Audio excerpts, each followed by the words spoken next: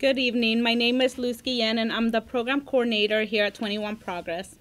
21 Progress is a nonprofit based in Seattle, Washington, focused on developing the next generation of leaders in our community. We do that in various ways, including one-on-one mentorship, college and career navigation, community education, and civic advocacy, where we make sure that the voices heard in media are the voices of the people most impacted by issues of immigration, economic justice, and social change. Fundamentally, 21 Progress believes that if we want anything to change, it will require a different kind of leader. Leaders who believe in creativity, courage, and making sure everyone has access to dignity at work and home. This is the fourth and final event of our new fall series.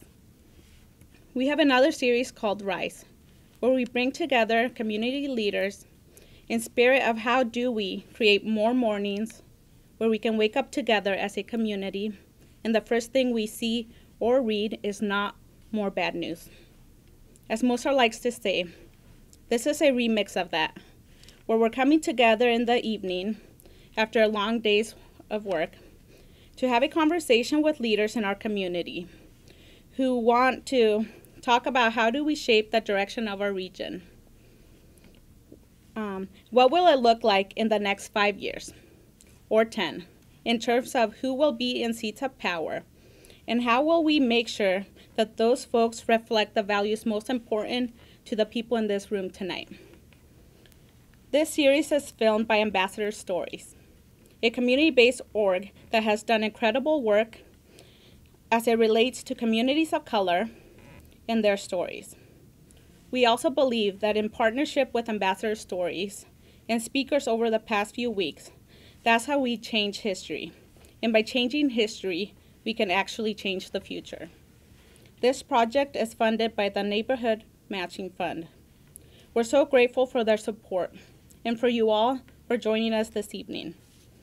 I hope you enjoyed this experience as it inspires you to take action, whether it's something big or small, so that we can build together as a community.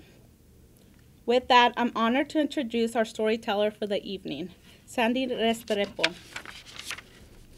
Sandy Restrepo is an immigration attorney and co-founder of Colectiva Legal del Pueblo, a non-hierarchical collective organization by and for undocumented and immigrant communities, working to provide legal support and building community power for immigrant justice. Before becoming an attorney, Sandy focused on grassroots campaigns and organizing with immigrant communities for education, immigration, and workers' rights. Sandy grew up in Santa Ana, California, and is a proud daughter of migrant parents and mother of 2 children. She obtained a BA in Latin American Studies and minor in History from UCLA in 2006. Sandy graduated from Seattle University School of Law in 2012. She is the first in her family to graduate college and obtain a professional degree. In her spare time, Sandy enjoys going to concerts, eating tacos, and spending time with her family. Join me in welcoming Sandy Restrepo.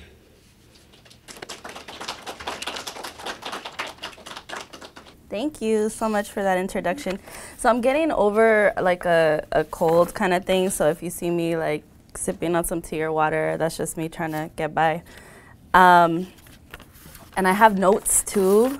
I usually I speak a lot for a living, but I rarely get asked to speak about myself.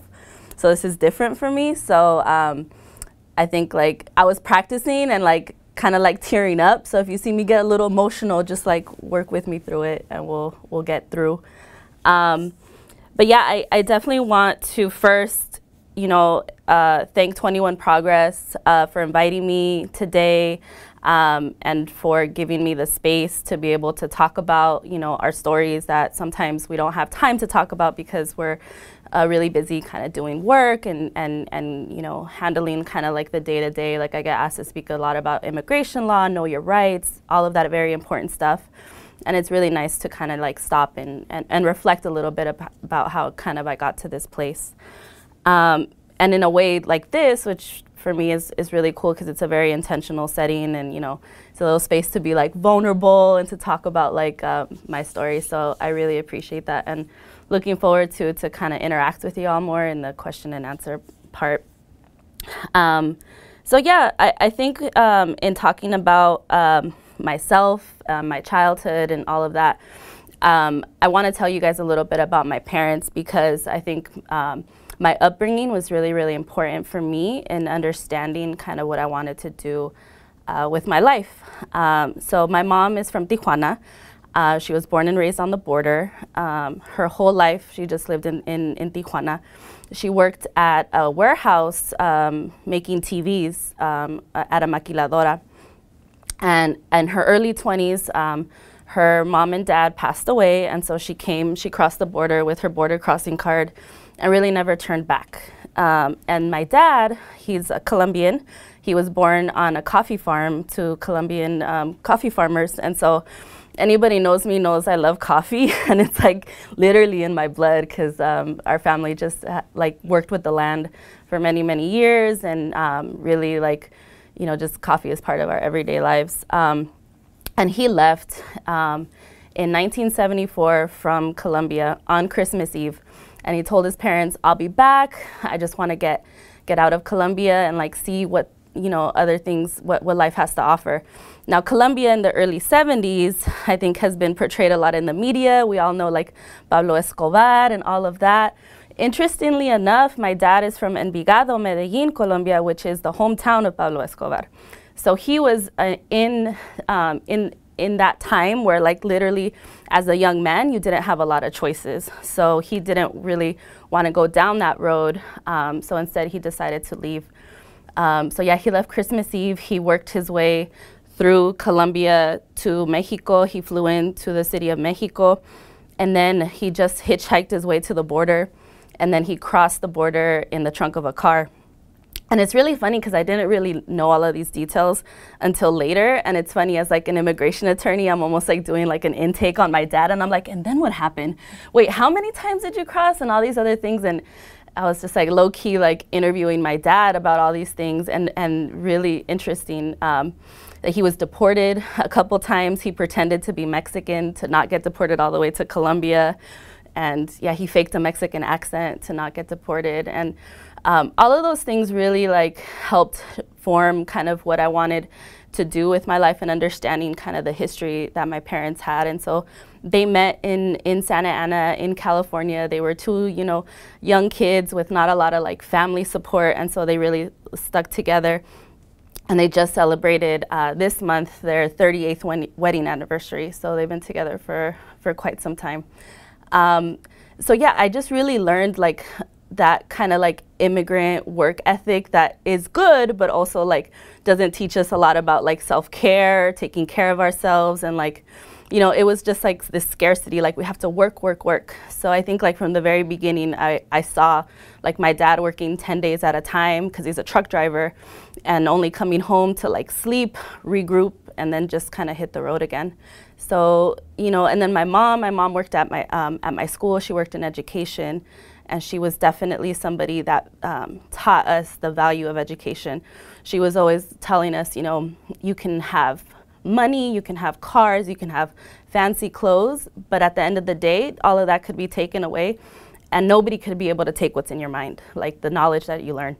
And we can go into like the difference between like degrees and college and institutions and actual education. And I do think that there's a big difference, because you could have a lot of schooling but not know shit, right? And you can still learn a lot of education, like you can educate yourself and have like knowledge from people and books without going to school.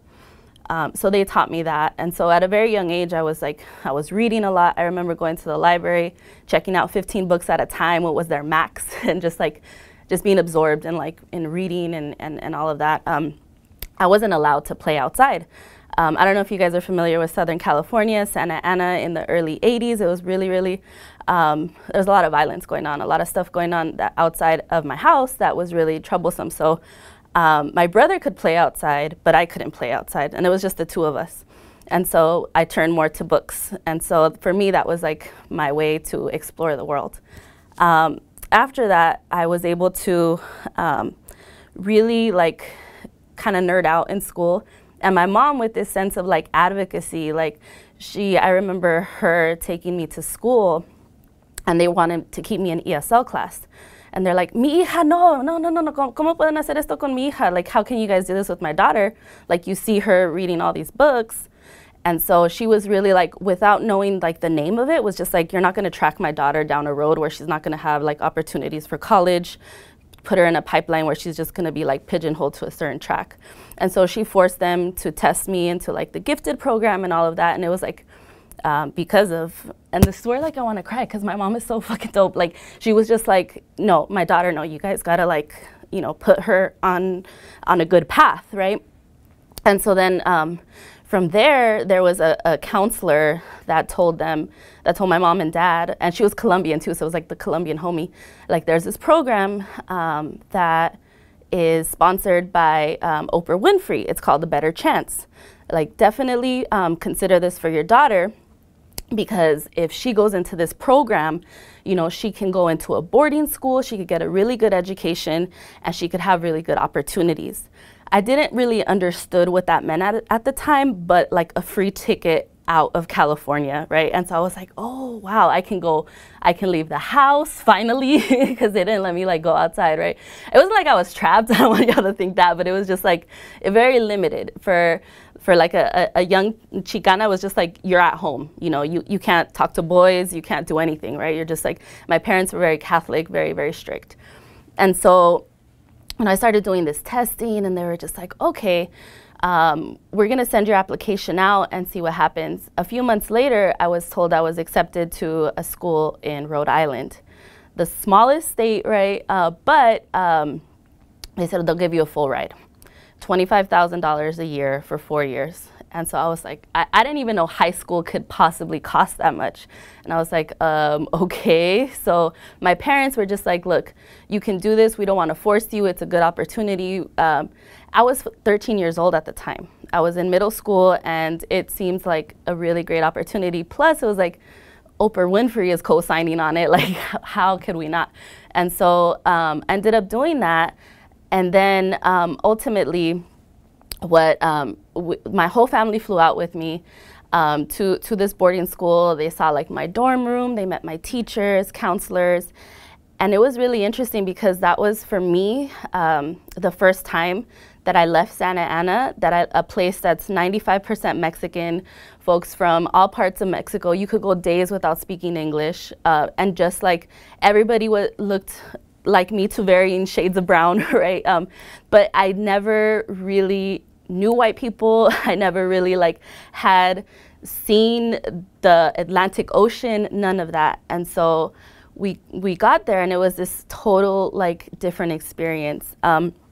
And I'm a very proud person. I guess even like as a teenager, I was a very proud person. And I remember my parents were like, well, if you need anything, let us know. And I was like, okay. And they would send me like, you know, 50 bucks here, 20 bucks there. But the school told them it was a full ride. And so I didn't want them to like work harder because of me. And so like I had airplane tickets covered and all of that. But when weekends came around, there was the scholarship kids. There was a bunch of us. We would all sit at the same table. We would hang out on the weekends. And all of us came from nothing. Like I had friends, one of my friends, she was from Compton, and she would not go home because her mom was living in a car. And so instead of going home to live or to just go back to the car, she would stay on campus. Sometimes I would bring her home with me too. But on the weekends, we were eating cup of noodles and like scrapping together like dollars and quarters for like food. Or sometimes like getting invited to different places. Or I took a job when I was 14 to work at the mailroom of the school, sorting the mail into people's mailboxes to make a little bit of money. But at that very young age, I was just like, realized the difference in my background compared to all these other people that had a lot of privilege, a lot of money. Their parents were ambassadors, CEOs of like Coca-Cola. They had like bank. And so I really like, I didn't have the words for it at the time, but I really understood like racism, classism, but I just knew it felt like uncomfortable. It felt weird. It felt lonely. But it was one of those things that like with me, it really like, it was a defining time to be able to realize, okay, there's differences. Why are these differences here? Why did I get picked to go here? What am I going to learn about this experience? And so after 4 years in Rhode Island, East Coast winters, I was done. I was like, I need to get out of here. I need to go back to the West Coast. And so when it came time, and that was a school too, when it came time to, you know, your junior year of high school, there wasn't a matter of if you're going to college, it's like, what college are you going to? And so a lot of folks were applying to schools in New England, to these Ivy League schools. And I was just like, nah, that's not for me. Take me back to Cali. I need to go home. And so I told my college counselor, if it's not in California, I'm not interested. And so we applied to schools. And I remember getting into like University of Redlands, a few other schools, and ended up sticking to the UC system, the University of California system, and I went to UC Santa Cruz. UC Santa Cruz for me was really important too, because that's when I was able to really put words to all the feelings that I had in high school. So my teacher at UC Santa Cruz, he was part of an armed resistance in South Africa during the time of apartheid. And so he completely radicalized like me in so many ways, and just teaching about Frantz Fanon, Bell Hooks, the Young Lords, Black Panthers, so many like just critical authors and theorists, and where I was able to kind of get a lot of tools to understand what racism was, microaggressions, white privilege, and all of that. And so that was really, for me, learning that, okay, I wasn't crazy. I wasn't just feeling like uncomfortable and weird during all of my teenage years. Those times are weird anyway, but then to just be in a school where, I don't know if I mentioned this, I was the only Latina in my grade. There was 300 kids, and there was just the scholarship kids, but at some point, like, there was maybe like 1 or 2 other Latinos, but people were just like, what's tapatio? What's all this stuff? And like really like understanding like differences. I stayed at UC Santa Cruz for 2 years, but I wanted to be closer to home, to Southern California. I transferred to UCLA. That's where I stayed and finished up my my undergrad. And there is also where I really like defined like, okay, I want to go to law school. I'd always grown up and like saw like what's it called, like Matlock and like all these different shows, and I was like, oh, I want to be a judge. I want to be the first Latina judge. Obviously, I won't be, or the Supreme Court, right? I was just like, I'm gonna go big. That's what I want to do. But it was really like my time at UCLA was like, okay, I have to go for it. I remember a professor told me like, the only thing that's in your way is you. You've overcome already so many obstacles, and like at boarding school, it was as competitive and as difficult as undergrad. We were waking up at 5 or 6 in the morning, playing a sport each season, having 2 or 3 hours of homework every single night. And so once I got into undergrad, I was like, oh, yeah, I could do this. And after that, it was just like, okay, I can definitely do law school. But I was just like having like one of those crises, like, what do I do? What do I do with my life? Does my life mean anything? What can I do? And so I remember it was just like having that moment where that professor was just like, you can do this, and you have your community waiting for you to do this. So it just, you know, you just got to cut the shit and really just go for it, and you will be able to do it, and you will have people on the other side waiting for you, because your community needs you, not other attorneys that are not going to understand their struggle. And so I remember thinking, okay, I'm going to do this. But I was burned out, right? I had, you know, the whole boarding school experience, like 5 years of undergrad. I got to travel a lot. I did a lot of stuff during undergrad that I was just like totally burned out. And then from UCLA, I went up to San Francisco, and I was living with friends, working while applying to law school. And that was like a very intense experience. I remember I was working a full-time job, so I'd have to wake up before my job, study for the LSAT, leave my job, study some more for the LSAT, and having like 16-hour days to try to make sure that I would be prepared. But as you guys know, like standardized testing are not for us, right? Standardized testing are to prove other ways of thinking that our brains are not wired to those kinds of ways to thinking. So I always did crappy on standardized tests. My grades were because, you know, I was taking these challenging courses. And so I remember thinking, well, this LSAT is telling me I'm not meant to go to law school, but I'm just gonna apply anyways. And so I applied to 40 schools. That's a lot. I know that's a lot, but my thinking behind that was I got to get in somewhere. And if I get into at least a couple places, I'll be able to negotiate my financial aid. Because like many folks, I don't come from a family of lawyers. I don't come from legacy. I don't come from money. So I'm going to have to hustle my way into law school, basically. And so I remember getting into the school in Minnesota, and I asked them to fly me out, and they did. I was like, okay, cool. They flew me out. From there, I rented a car. I went from Minnesota to Chicago to Wisconsin and kind of drove around the Midwest and figured, this is kind of too close to East Coast winters. I don't want to do this. But I was able to, they were offering me a half tuition scholarship, and I was able to say, okay, Seattle U, this is what they're offering me, so can you help me and do better or do something? And they were like, well, we can't do that, but we're going to offer you this scholarship. And I was able to get like, a $30,000 scholarship just from asking. And so that's one of like the biggest things I would have like y'all is like, if you're at a point in your career, in your educational career, professional career, you always have to ask and push and advocate, because the opportunities are not just going to come to you. You have to like ask for them. And so that's what brought me to Seattle. And it was basically because I wanted to stay again in the West Coast. I wanted to be close enough to home where I could, go be close to family and friends. But I knew nothing about Seattle except Starbucks was out here. I wasn't sure if there was Mexicans. I wasn't sure if there was gonna be tacos. I wasn't sure about nothing.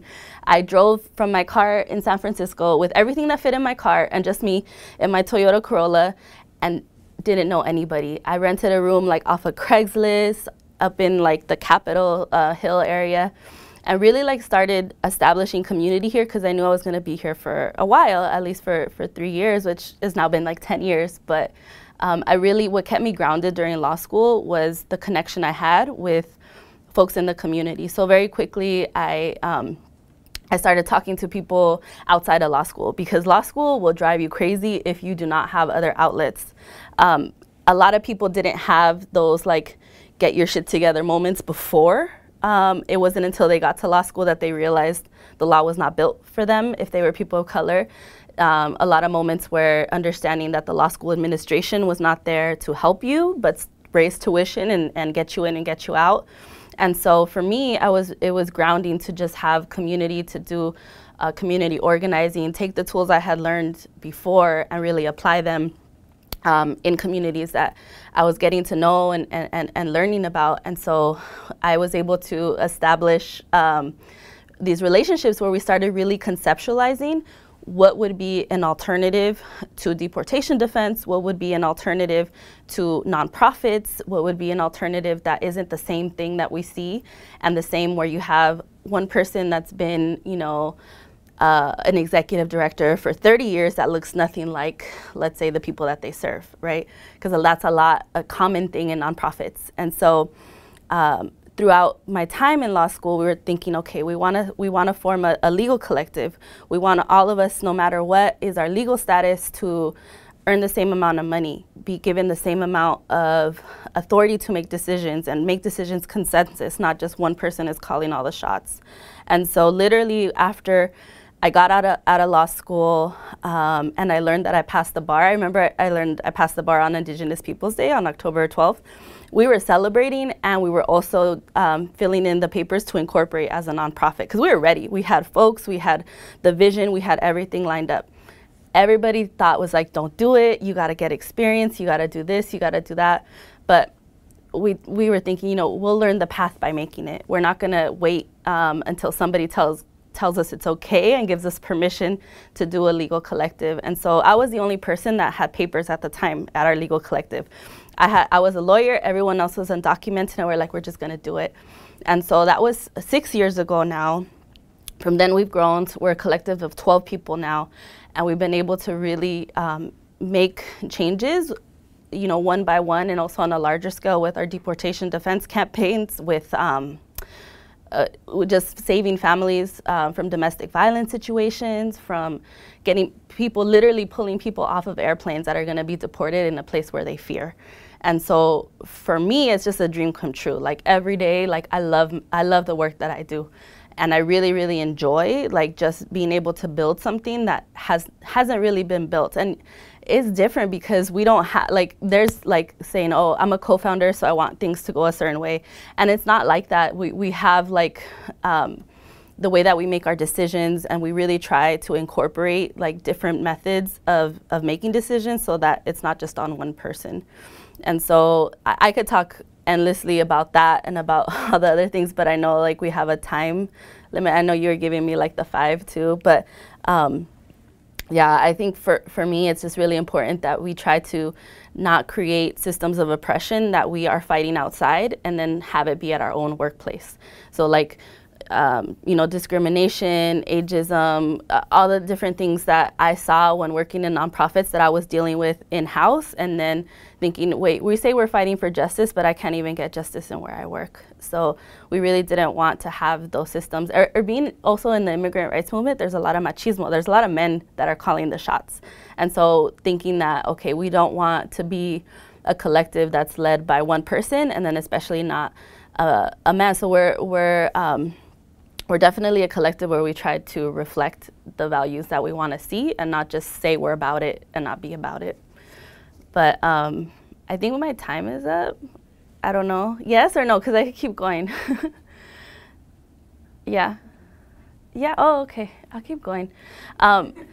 So yeah, during all this though too, I had 2 kids. So I remember being so scared. Like I was in my last year in law school, and then everybody's like, just take time off, and I was like, no, I'm not taking time off. I'm gonna get this done. I've come too far. And so actually my water broke, and I had my baby the same day as my law school exams. And so I turned in my law school exams, and then I went to the hospital to have kids, and everybody thinks that's like crazy. And I was like waddling in to turn in my exams, and they were like, oh, the baby's due any day. And I'm like, today, probably. And then we went to the birthing center, and I had my baby. But I remember just also, I think one of the biggest things to me now as a mom is making sure that spaces that we're doing organizing and stuff is really open to families and to kids, and not just saying like a space is child friendly, but making sure that things that are it's open to everybody. So like at Colectiva, we make sure if our events, they're at a time that families can come, we have food, that we have childcare, that there's free parking, stuff like that, so that we can make sure that people could show up in the ways that they need to show up without worrying about a lot of those other things. And I think that that's something that is being worked on, but is still kind of missing from a lot of movement work that I see. Like a lot of movement work is like, it's downtown in the middle of the day, all of these things. It's like, who's gonna show up? Except for people that are already involved, and it's not open to folks in the community. So I challenge y'all to, if you're in spaces where there's like, oh, let's plan this meeting, and it's gonna be, you know, at noon on a Monday, like who's gonna show up? But sometimes the people most directly affected are not gonna be present. And so that's something that where we strive for, to make sure we're accessible. That's why our office is in Burien. We got a big parking lot. We have toys in our waiting area. We have, you know, a changing table, all of those things where we wanna make sure like we're able to show up for people so that then they can show up for themselves too. But yeah, I think for me, it's also important to understand that, like, I know my journey is different than others, and there was certain things that happened in my path to be able to get to where I am. But it was definitely like learning from my parents and their struggle, that they came here undocumented, and my dad didn't go home back to Colombia until 20 years later. And that was because of the really messed up immigration policies. He was able to get legal status through amnesty, through in 1985, but it took him such a long time to be able to do that. And there's so many families right now that are going through the same thing, and that's really something that motivates me too in doing my work, is knowing that, you know, I see my family reflected in a lot of my clients that aren't able to visit, you know, their dying parents, are able to connect with their kids after so many years because families are separated. And so I think that's part of what we're trying to fight for. It's difficult right now to think we can fight for like some kind of amnesty or kind of immigration reform. But we really need to do that, because if we just settle for like pieces and say, oh, we just want a little bit, just give us what you got, and we're not going and asking for more, then we're going to be stuck with just pieces and pieces. So that's what's really difficult right now too, is like thinking with this president, with what's going on every single day, there's like something new that's specifically against the immigrant community. We still have to keep hope that we're able to fight for more, because if we don't, nobody else is going to fight for it for us. Thank you so much for joining us, Sandy. I know that in sharing your story, as someone that's going through the law school journey right now, I was really touched by your story. I was trying really hard back there not to cry, and so we'll see. I'll try to go through this entire thing without crying. My name is Wendy Martinez Hurtado. I'm a program manager here at 21 Progress, and I'm really excited that I have the opportunity to lead this interview with you, Sandy. We've hosted, this is the last and final speaker that we get to feature during this program. And it's really exciting to bring together local leaders, community members, and emerging leaders to share stories of lived experiences, advocating for justice, equity, and safety on behalf of all people and neighborhoods. Together, we will be discussing how we can shape the direction of leadership in our region, strengthen our community by supporting the next generation of leaders, and uplift their purpose and power in today's political climate. For our Q&A, I have 4 to 6 questions that we've asked all the featured speakers, and then we'll open it up for the audience for folks who have additional questions. Ready. To start off, can you share a story about the best advice that you've received and what made it so meaningful for you? Yeah, I think some of the best advice that I've received has been about, I think a lot of times, like, when we're the first in our family to do something and we don't know and we don't have like the path laid out, we question ourselves a lot. And so I think some of the best advice I've gotten from mentors has been to really like let our work speak for itself and not think that like we have to have a bunch of titles or a bunch of experience to be able to do the work that we want to do. When I was thinking about starting like the legal collective, and I didn't have a law experience, I didn't have money, I didn't have anything but just a group of people with a vision of doing something differently. And so a lot of people were telling me not to do it, but at the same time there was a lot of other people that were saying this needs to be done and do it. And I didn't talk about this, but at the time, after I finished law school, I had a 6-month-old baby. The day I took the bar is a 3-day exam, right?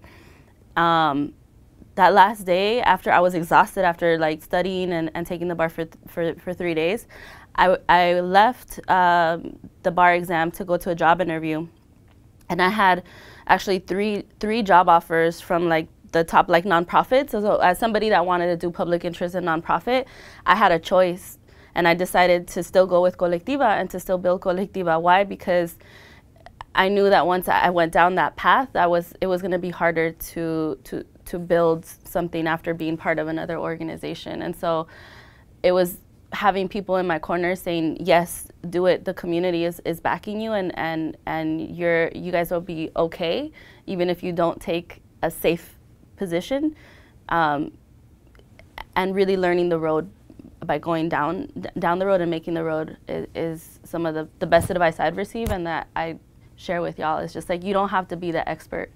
You don't have to have all the answers. You could really build and build upon the knowledge of other people that are supporting you along the way.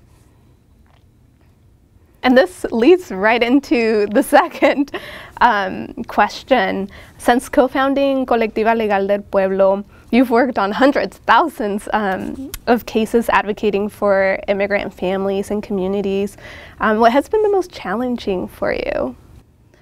Wow, the most challenging during this time. So it's almost been about 7 years now, and yeah, it's been so many people. I think the losses are what hit the hardest. When we lose cases, when people get deported, when it really is people's lives on the line. And that was something that no amount of schooling or no amount of anything was going to prepare me for. When I have to look into somebody's eyes as they're just crying and they're being handcuffed away and they're going to be, you know, taken to a life that, one, they know nothing about, or two, that they fear that they won't make it out because someone wants to kill them, harm them, do something horrible to them.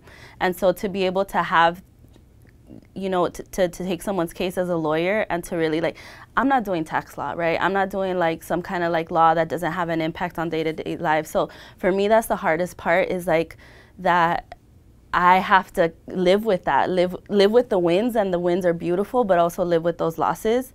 I had a client that we helped bond out, and we were so excited that we got him out on bond because he was 20. He had had his DACA rejected, and he had a minor conviction for a possession of drugs. We got him out. He went to his family, and we called them a couple years later to see how they were doing, and they're like, he died. He missed his court date, he got deported, and he got killed in Mexico. And we were just like, and at that point it was like, it was a spiral, right? And we thought there was a win because we helped him get out. But ultimately, you know, one thing led to another, and, you know, he's no longer there, and it was devastating. And being able to, all that secondary trauma, right, of hearing people's stories of harsh, like, sexual violence, rape, molestation, like children, women, you name it, men, everybody, and just LGBTQ folks, everybody that all this harm, and at the end of the day, like, having to go home with that, with those stories, like, that just sit with you is really, really painful. For me, it was like right when I found out I was pregnant with my second child, I was at the detention center for 12 hours almost every single day, doing intakes, taking cases. I was going at a really rapid rate, and I had to really slow down because I knew I wasn't going to be able to be my best self if I was carrying. I was guilty for going home, and like I felt guilty for going home. And it was one of those things where I was just like, I don't deserve my own freedom if other people don't have that same freedom. And so really, like, for me, it was taking a step back, and like now I'm starting to do more detained work almost 3 years later, but it really hit me that kind of like guilt of being able to have my life at the end of the day, and the privilege I have that I was born here, but somebody else wasn't born here. And so because of that difference, I have privileges that they don't have. And so I really take that to heart, and that's why my work will always be this work.